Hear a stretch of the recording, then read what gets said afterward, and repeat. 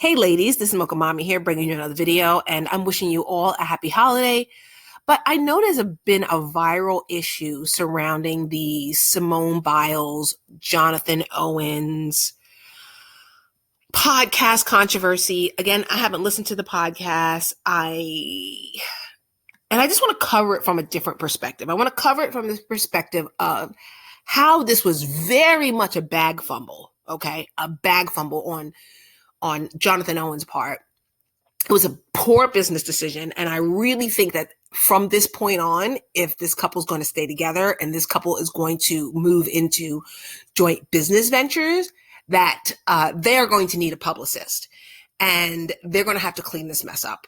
Let me explain to you from the perspective of somebody who's made money on sports social media, why this was a bag fumble. Now, I have not listened to the podcast and don't intend to. I really feel that Jonathan Owens fumbled the bag in a very big way. Number one, you were traded from the Houston Texans to the Green Bay Packers, a team that is playoff caliber, to a team that some people see is not a playoff caliber team, okay?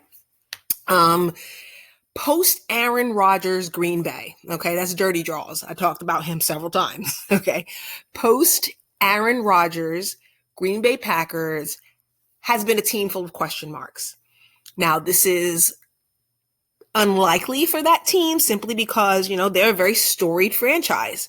The Lombardi trophy that the Super Bowl winners receive is named after Vince Lombardi, who was the coach of the Green Bay Packers. Super Bowl I, the first ever Super Bowl, was won by the Green Bay Packers. This is a storied franchise and one of the most recognized franchises globally of any sport. The team has struggled, but yet Jonathan has performed pretty well. He had scored his first touchdown at the time of the recording of this podcast, and he also had a touchdown, which was a fumble recovery against the division leaders of the NFC North, who are the Detroit Lions, who I personally think are Super Bowl contenders, but that NFC North division leader, they were able to knock them down and they did really well. He played really well against that team. So I just really feel like he had a lot of momentum going in.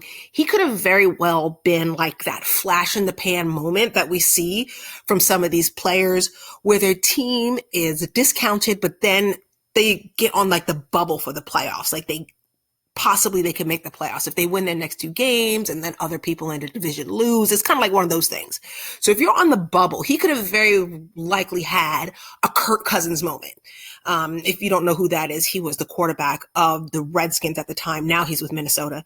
But he had that moment with you like that, where they had a momentum heading towards the playoffs. He could have had a Jimmy Garoppolo moment. I talked about Jimmy Garoppolo in the past video when he played for San Francisco. Now he's on the Raiders sitting for the bench. But anyway, he had a moment, that Jimmy Gorgeous moment. He could have had that Joe Burrow moment. He could have had that. Even Evan McPherson, that was another one, a flash in the pan moment that ended up being very lucrative. Now, even though Kirk Cousins, Jimmy Garoppolo, and to a certain extent, Joe Burrow never really lived up to their hype, they did use that momentum that they had gained during that flash in the pan type of exposure they got that translated into jersey sales. When they became free agents or were up for contract extensions, it ended up being a lucrative payout. Jonathan Owen could have negotiated the same thing.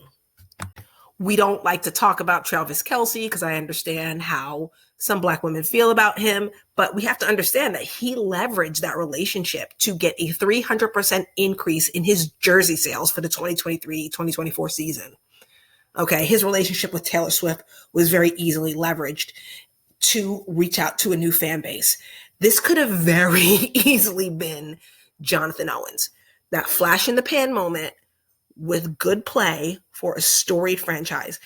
You could have been, honestly, if it were me, if I was his publicist, I would have said, I would have put him with Aaron Andrews. That would have been the person that I would have put him with, simply because I would have used the fact that I was a playoff contender who is playing very well married to one of the most decorated Olympians in an Olympic year, because remember, we're going into France for 2024 for the Olympics. And I would have used it to sell jerseys. And I particularly would have used Erin Andrews' outlet simply because of her connections with Fanatics, where she designs exclusive women's sports jerseys for that particular retailer. I have no doubt that an Erin Andrews would have clamored for that interview with these newlyweds. And I would have just doted on my wife, and I would have just looked like Mr. Perfect Husband, and I would have moved product. Now, I know a lot of people who will hear this will say, not everything's about money. Not everything's about money. Well, you know what? Only people with no money say that.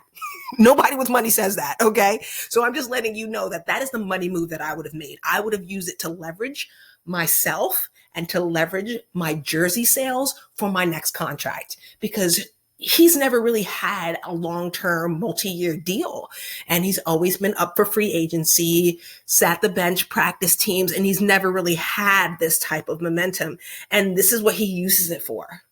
Right? This is what he uses it for. There's a need for a good publicist. Now, as far as what the context of their relationships and what happens in their relationship, I can't say. I can't speak on it. I don't know them.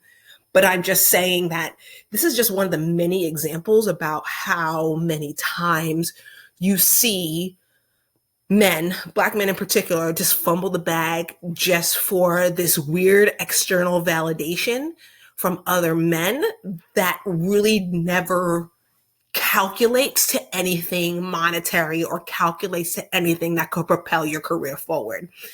So I just hope that from this point on, a better publicist gets hired. Jonathan stays off of Twitter. And if he is on Twitter, make sure that those tweets are carefully monitored. He put himself out there as a target. So if he does get a big sports interview, Stephen A. Smith, Jamil Hill, if Erin Andrews people decide to call him, he's going to have to address the fact that he lied. He's going to have to address the lie before he addresses his performance, his leverages his relationship. He's going to have to address the lie. So this is Mocha Mommy giving you my opinion from the sports business, sports social media perspective. Happy New Year, and see you in the next video.